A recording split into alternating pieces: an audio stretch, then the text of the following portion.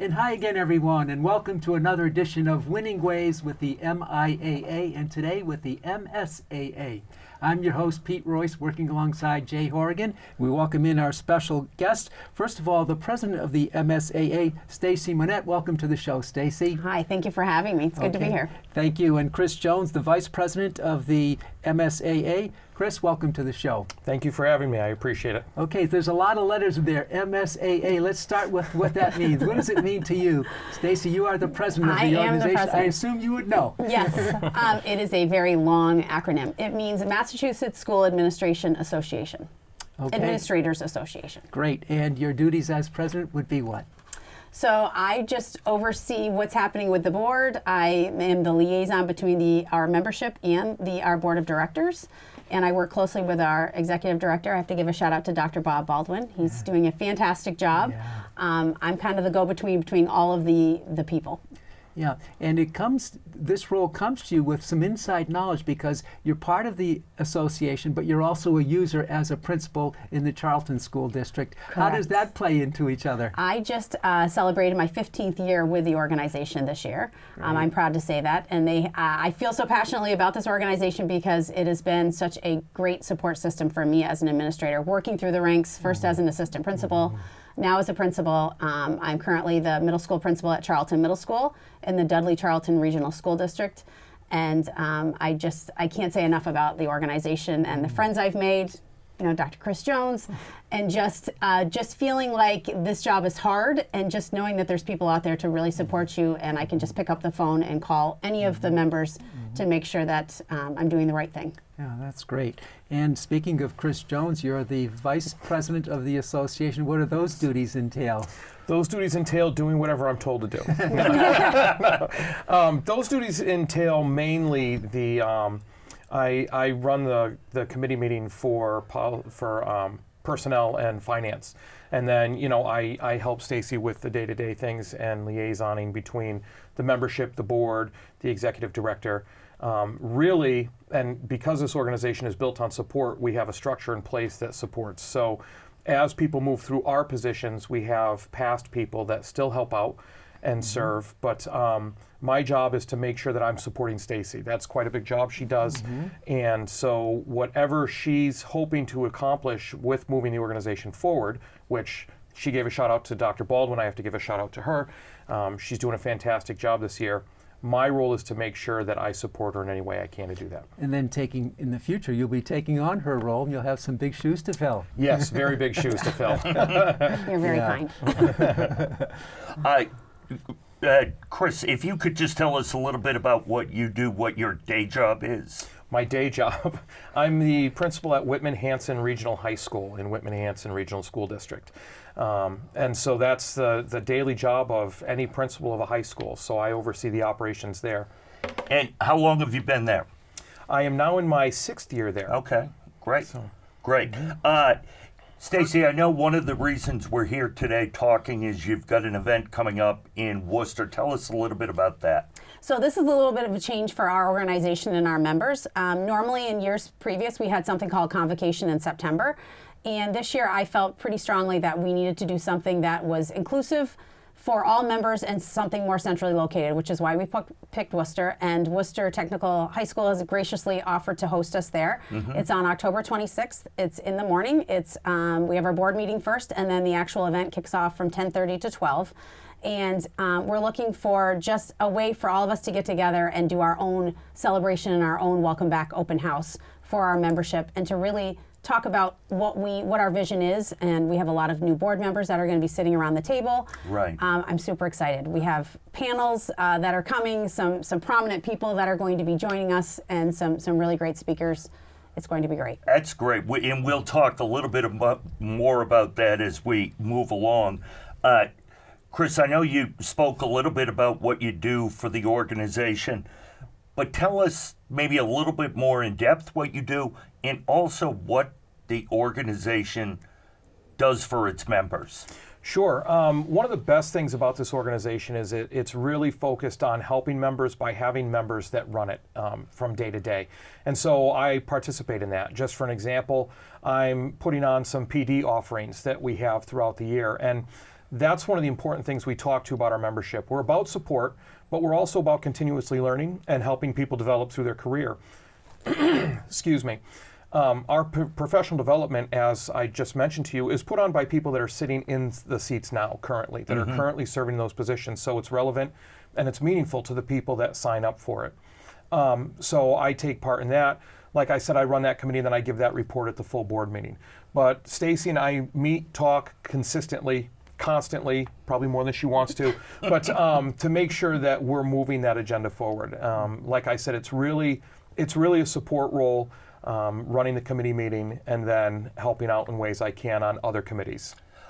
When we were talking prior to starting the show, you both really stressed the support part of it for administrators, how even if they just want to pick up the phone and talk, and in this day and age, that is so important. Tell us a little bit about that, Stacey, what you're there for, what Chris is there for, your other board members. So Chris and I have been doing this for quite a while.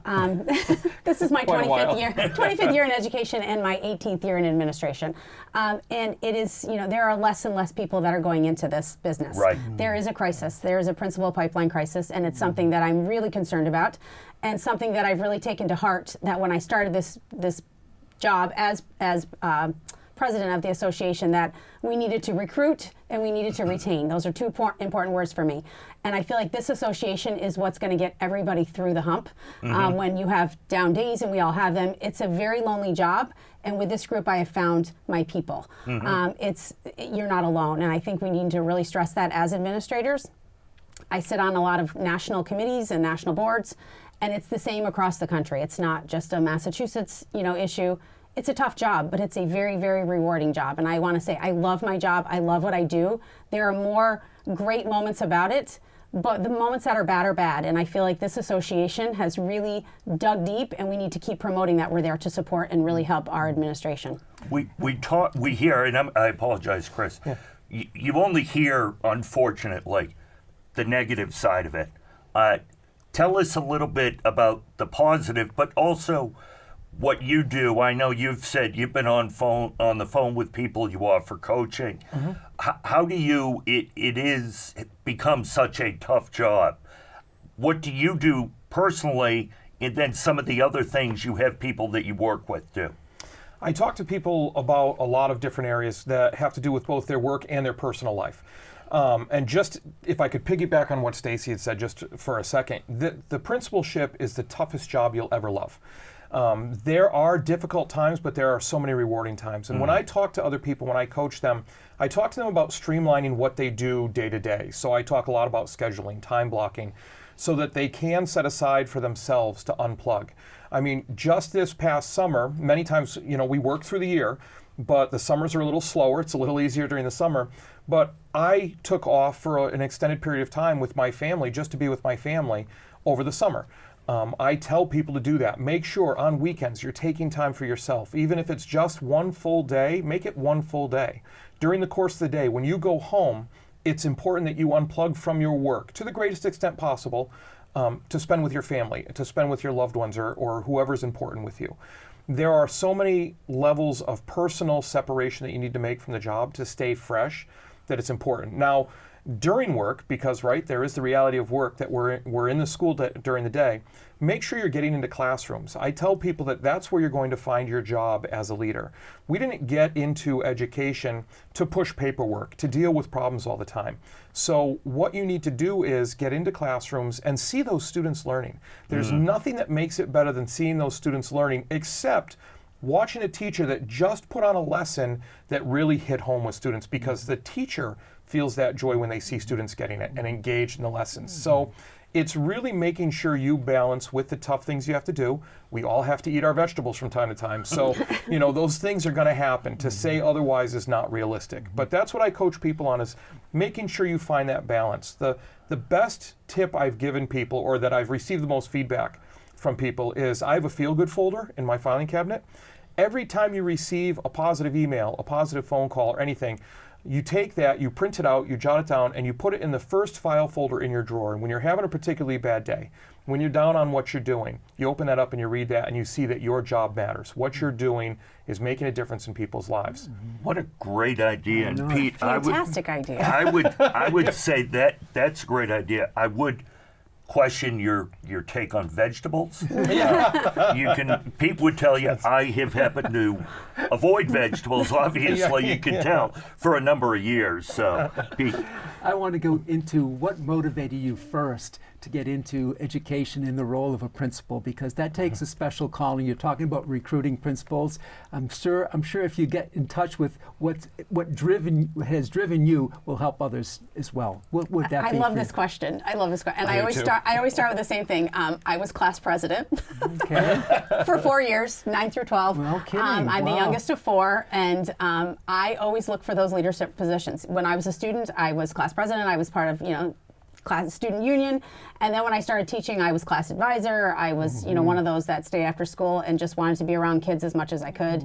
I always taught summer school. I'm coming from a special ed background, and so once I started in the classroom, I knew right away I wanted to go into administration, and I wanted to go in because I love to lead people, and I think there's a difference. I love to bring a group together to make sure that we're all, this happy kumbaya and everybody's on the same page, and just getting very creative, like rolling up your sleeves and diving in, how are we tackling this problem?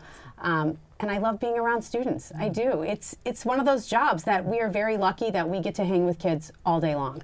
All day long. Yeah. You want to make me have a career change and move into I love my job. I do. I say, even on the craziest days. Yeah. I have a sign in my office, and it says Inspired 365. Nice. And like your feel good folder, which I'm going to steal that idea, Chris. I love that. I don't know how As I've am known you I, for so yeah. long. You've never shared that with me. But I have and it's always where I open my door every morning. I open my office door, and I look for one thing every single day that inspires me. That's great. And now my staff knows that I'm like, that's my good news. That's my inspiration for today. And sometimes it happens at 8 o'clock. Sometimes at 2:30 at dismissal. I'm still looking for it. But I always have to reflect on the way home. Yeah. But something will catch me, and I'm like, that's my inspirational moment for the day. Yeah. That's a great story. Similar for you, Chris? What kind of motivated you to get involved? You asked me that after that, and you said big shoes earlier. Yeah. My story's not quite like that. I wasn't class president or anything like that. What I am, though, is I'm a teacher-centered principal, and I firmly believe my why, so to speak, to use that cliche term that we have, is to make the educational experience better for everyone involved by being purposeful, acting with integrity, and building character. And I can do that best from this seat. I was always worried about leaving the students because I had a very early connection with students. When I first started teaching, it was an alternative high school. And it's kind of a joke in my family because I said, as they convinced me to go into teaching, I said, well, I'll teach anybody anything as long as I don't have to do discipline all the time. And my first job was at an alternative high school.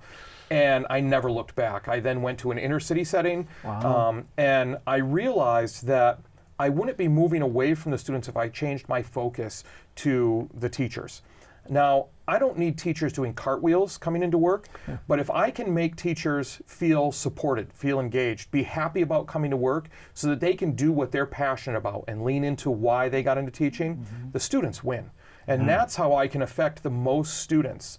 And so the reason I do what I do is to affect those teachers as my lead domino, because if I do that, I can affect more students than I ever could by having student meetings, by bringing them into my office to talk to them, by even going around the hallways. I'm very visible, I'm in the classrooms a lot, but those teachers are the ones on the front line that I need to make sure I have the tools to support each day. That's great. That's a terrific story. Both of you have wonderful stories. Congratulations on that. Yeah.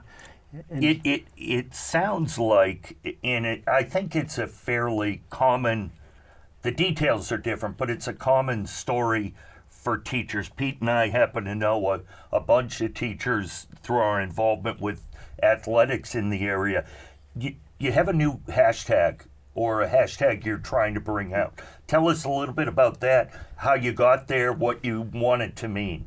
Well, I'll give you the actual truth to that story, that we're on a Zoom once a week with the executive director and the associate executive director, I think their titles are, and Chris and I said something about, guys, when we're talking about this, we're just better together. Like, we just have to all, dive in together. And then I think Chris was like, well, that sounds like a theme. And I was like, I think it sounds like a hashtag. So hashtag better together. And I think that's where we are right now as an association, is just trying to build that momentum and just get people on board to just realize we are better together. We are definitely a stronger group with stronger membership. So that's how it came out. And the membership, you talk about that all the time. You're there, both of you, for your membership. Who are your members? Who can join? What do they need to do? What do they not need to do to become a member? So that's a great question. I think sometimes that's the mystery that people don't realize, is if you are an administrator, Chris talked about curriculum leaders. There's so many people that are defined as administration, and I think sometimes they're maybe a little weary of, like, I'm not sure I'm able to join that. Anybody that has some type of leadership, can join the membership, can join the association. We're looking for, even upcoming, we have a great LLP program of, we did a tap on the shoulder, and every year I'm looking for those rising leaders that are going through the LLP program through the association. We want them to join as they're going through their admin certification. Curriculum directors, special ed directors, anybody, it doesn't have to be assistant principal or principal.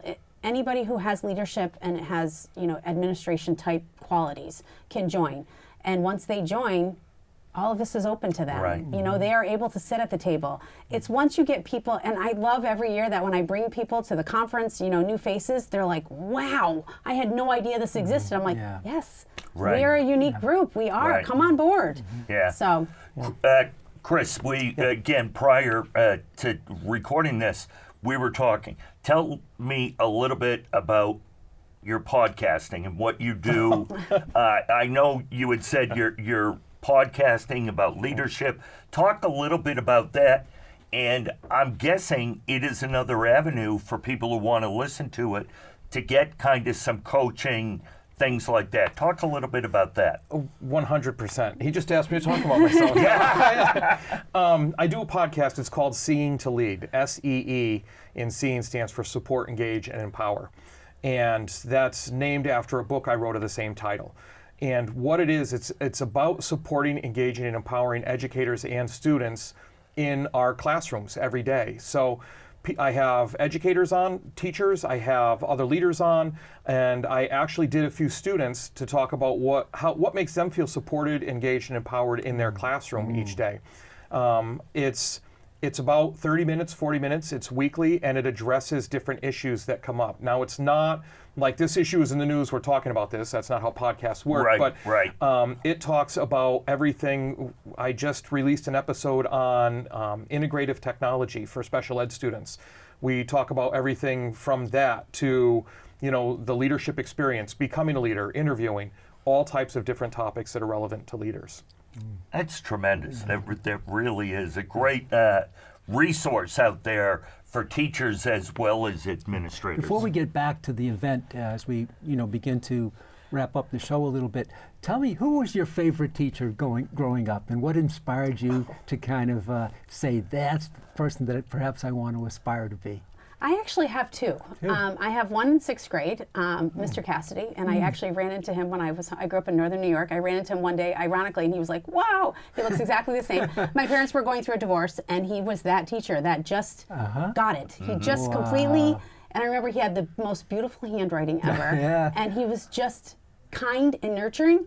And then I had Mrs. McKinnon, who junior year I was class president, and she was going through breast cancer. And it was the first time I'd ever known anybody to go through cancer. And she was just such a classy lady, and just like came in one day and kind of nonchalantly told us, like, I'm going to be okay, it's fine. And I remember, like, we organized this big rally, and we had flowers for her. And she never stopped teaching. She was just incredible. And those are the two, and I think it's about relationships. I feel like they both got it. They had high expectations, but they just had that warmth and structure and so what we want in all of our teachers. So much connected to the reality of what we were going through. Yes. Yes. Which is really great. Absolutely. How about you, Chris? I've got two teachers as well.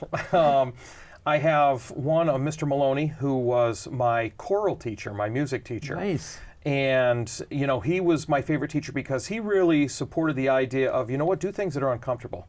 And boy, if that isn't applicable to what's going on. Right. But And he was just fantastic every day, and it was the relationships. And I remember when I went off to college, he helped me with some of my first English papers, because I would come back and he'd talk to me and ask me how I was doing, and he would proofread them for me before I handed them in as a freshman in college. So that was very meaningful to me. He was also my martial arts instructor outside of school, so that relationship piece. And my second one is probably my most favorite. Tom Ryan. He was my football coach and actually got me into wrestling, which I both carried all the way through college for me and played a significant role in what college I decided to go to. But he was such an important part of my life that he was invited to my wedding. And so he came to my wedding. He gets a Christmas card every year, and we still stay in touch back and forth. Those are That's fantastic tremendous. stories. Yeah, that really is. We hear a lot about coaches having an impact on players. Years from Right. now, they go back. My high school wrestling coach, my high school basketball coach, but it's the same for teachers. You can have that kind of impact, and that's also motivational, right? 100%, While yeah. you're in the job. It's funny that you say that, because he told me early on, Tom Ryan told me early on, he said, "Oh, Chris, you're going to be a teacher and a coach." I was like, "Get out of here. I'm not going to be a teacher and a coach." So here I am. As we all talked about, different teachers, administrators that had an impact on our life, how do you try to work with your membership to have a positive impact, even a slight one, every day with the students they're dealing with? Role modeling. It's every day, walk the walk, talk the talk, and I truly believe that. It doesn't matter what kind of mood we're in driving to work. As soon as your feet hit the pavement, you're on. And everybody looks to you to see how the day is going to go. I surround myself with people like Chris Jones who just bring me good energy. I find those people within the building that bring good energy. Yeah. And I find those leaders, I've had mentors along the way that, if there's an issue arises, that's what the association is about. You call and go, "Oh my gosh, this just happened. What should I do? How should I handle this?" Just the day-to-day, being in the classrooms, being in the cafeteria, it's a tiresome job, and you have to wear comfortable shoes, and you have to be, ready to go at a moment's notice, and it's something different every single day. Right. But that's the great part of the job. It's not the monotonous day-to-day routine. It's just being there. And Chris, you have a little different, your day-to-day real job. You're at the high school level, Correct. Middle school level. So I know there's a completely different dynamic. What are some of the things you try to do? It's funny, the role modeling piece, 100%. And when Stacey just talked about the idea of find that person that helps you be on, so to speak, or be in that frame of mind that you need to be in because people are watching you. Also, find things that make you that person for other people, because you have people in the building, students in the building that may not want to be there. A great thing that works for me is I do Welcome Sign Wednesdays. So every Wednesday morning, I do bus duty every morning. And so we have music playing as the students come off the buses and out of the cars, and we greet them. And Wednesdays, I hold up signs, and kids take pictures of the signs with me. And I can be going to work, not so good news on the radio, Yeah, right. whatever, I can't find my song. I can pull into work on a ho-hum day, but on a Wednesday, as soon as I step out and take that first picture with a kid with that sign, with that smile on the face, and that's it for me. That just puts me in that area I need to be. So much so that our assistant principal just did it yesterday, and we were texting last night, and he said, "Chris, you are so right. That is the most feel-good thing." Yeah, right. So find those things. That's all we advise leaders to do. If you need to be a role model, you need to make sure that you have things that put you up so that you can model them to other people. What are some of the things that are said on your sign? They're all positive, man. I've got like 300 signs. They're all positive signs. Yesterday's was be better today than you were yesterday. Be kind is one. You can do it. You're the best. You're special. great. All kinds of different things. Anything that's a positive message for students to take pictures. And then I put that out to the whole community. So that hits social media. I've and seen now them. the community Yes. starts commenting on it and liking it and so forth. But that's the picture that goes out to the community about your high school. So when their kid comes home and, how was school today? You don't so much get the, oh, it was all right. You get, oh, well, we did this. Or the parent now has a way to start that conversation with their kid. Hey, you took a picture today.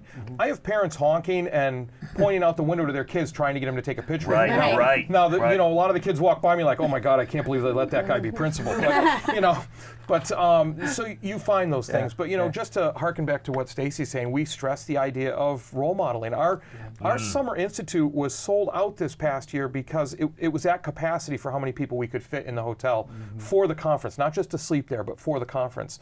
And to walk around and see the conversations in the hallways, to see people walking the walk. And that's one of the great things about our organization. It's people in the positions walking the walk. So when you pick up the phone, you know that you're going to talk to somebody that's been there, that's more than likely had that problem and have had to work through it. So you get good advice, good support when you need it.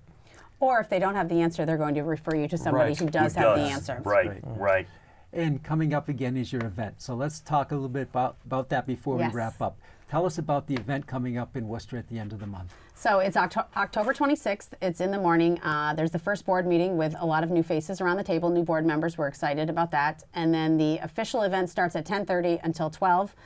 We have a series of speakers. We're going to do a panel, and we're going to be the moderators, Dr. Jones and I. We're super excited about that. This is like a warm-up gig, I think, right here. So it's, again, it's at Worcester Technical High School, and we're basically calling it a relaunch. And I'm calling it an admin open house. I feel like it's our back to school, just celebration and just hitting the ground running. Great. So.